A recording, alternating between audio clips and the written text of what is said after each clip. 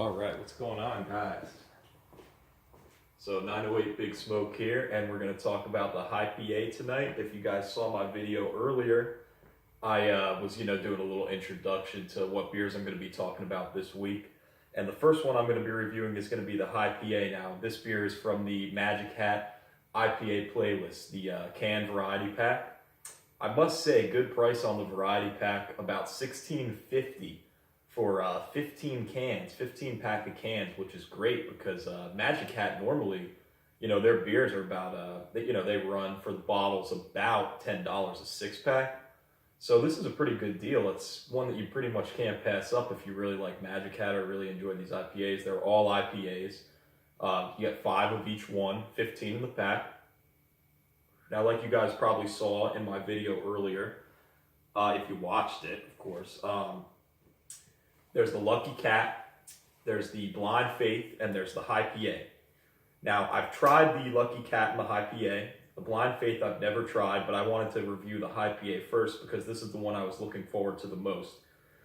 These are this is like a resurrected rarity, this beer, which means that it hasn't been released. I don't think it's been released within the past year. But what Magic Hat basically does is they have all these beers, on their menu. If you go to their website, you could check them out and see them. All these beers that are, were either brewed, years ago, and they haven't been brewed since, or they're only available at the brewery or for limited amounts of time, and they release them, every year randomly, really, just kind of mysteriously, which is what I kind of like about it. It's you never know what they're going to release every year, and you never know if it could be one that you really like this one. So the HI.P.A. is the one we're going to be talking about today. I'll give you guys a little shot of the cover there. I really like the art on this can. Very cool. A lot of the Magic Hat beers kind of have these this trippy artwork kind of to them, and I really like that. I think it's pretty cool. This one almost reminds me of something out of H.P. Lovecraft or something like that, Reanimator or something. Let's open them up. So let's see what it says here. India Pale Ale, a harmonious happening of hops. Wow. HI.P.A. is a brilliant golden American India Pale Ale that begins and ends with big, bountiful bites of hops, and more hops, while never losing its barest hint of malty middle. Now, I don't remember there being too much malt in this beer. It's not the most bitter beer. It's 65 IBUs. It's nothing crazy. It's nothing insane like the Hop Madness that I have, which was 100 IBUs. And it is 6.7% alcohol by volume. Now, the Magic Hat cans, they all have the bottled on date on the bottom of the can. This one was bottled on 1/12/18, making it about a month and 13 days old or something like that.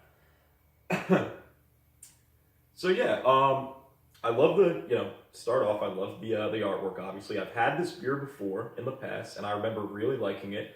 Probably haven't had it in about a year. So let's give it a try. I even got my Magic Hat glass here, guys, too. So let's give it a pour.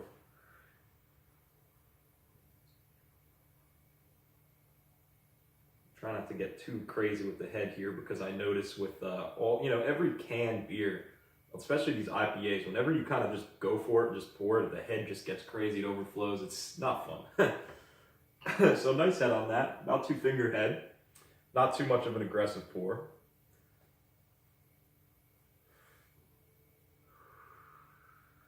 Let's give it a smell. It smells quite hoppy. Can't smell too much malt in it, really. It's just pretty much straight hops. Straight hops, really. Not like the crazy strong hop smell that you would get, but it's all there, just completely hops. It's just nothing insane, which is to be expected with only 65 IBUs. Let me put this out. There we go.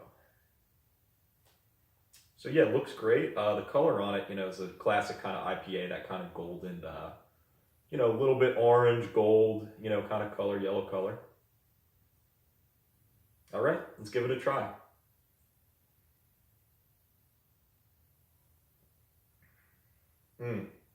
Very hoppy, very hoppy.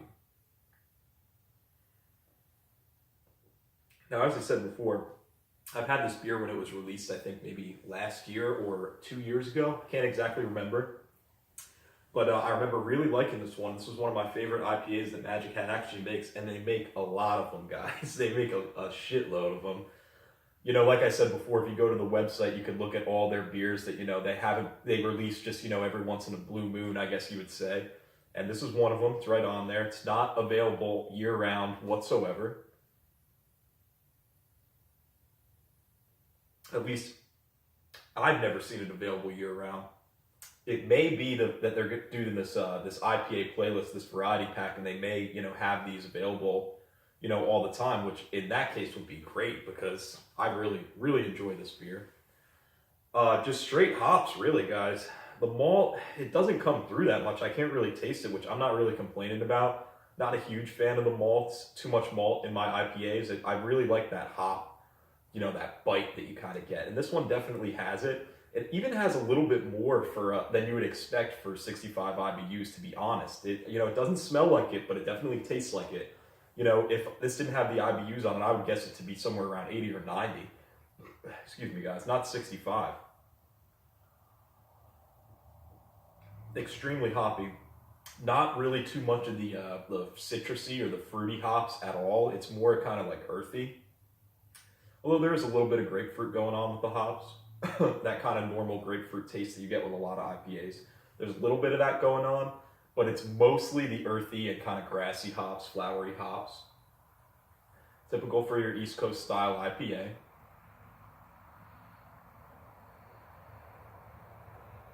Man, fantastic beer. Just like I remember it, actually. Maybe even a little bit better, to be honest with you. Tastes great. Tastes great. If I were to guess the hops that we're using here, I'm going to guess there's probably like 3 or 4 different kinds of hops because it's an extreme hop punch that you're getting here. Really quite strong. I would guess it to be Chinook hops would be one of them because I've tasted a lot of beers with Chinook hops and it tastes pretty similar. Fantastic tasting beer, really good. Would highly recommend it. If we're going to go in for a rating on this beer, see, I kind of came across this before. I don't want to rate anything too super high, you know, on my scale when I'm just starting out to do these beer reviews because down the line, you know, in the future, I'm going to be trying a lot of stuff that, you know, I've never, you know, tried before, never had, whatever.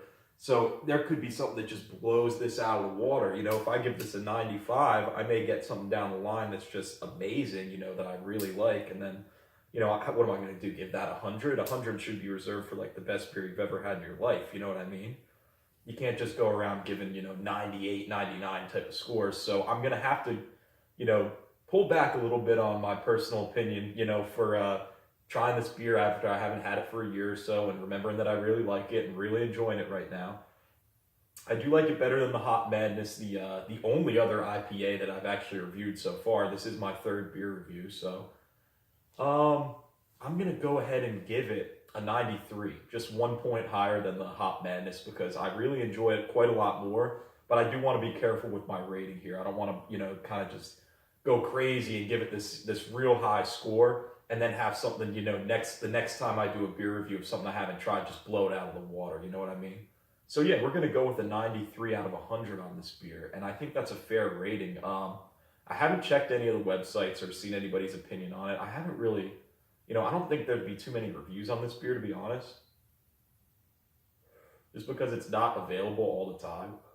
Although I believe at the brewery at Burlington, Vermont, I believe Magic Hat is out of.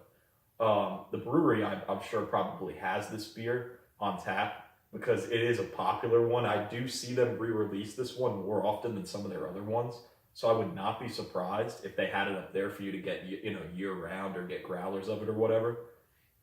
But yeah, 93 out of 100 I think it's a great score. It's a great beer. It deserves it. And Magic Hat's one of my favorite beer companies. It always has been.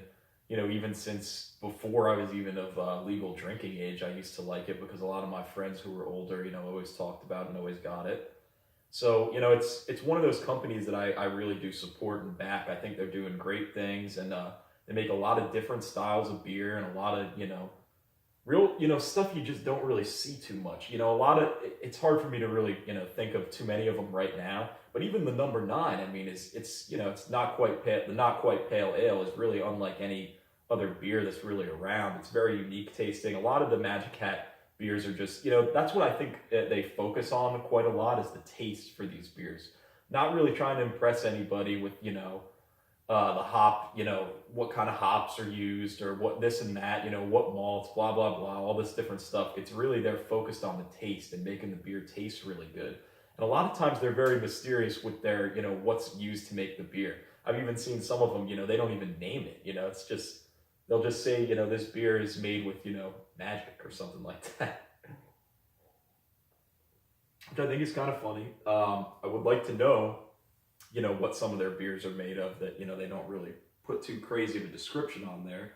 But it leaves you kind of wondering. And, I'm sure if you go to the brewery in Vermont, you can find all that kind of stuff out.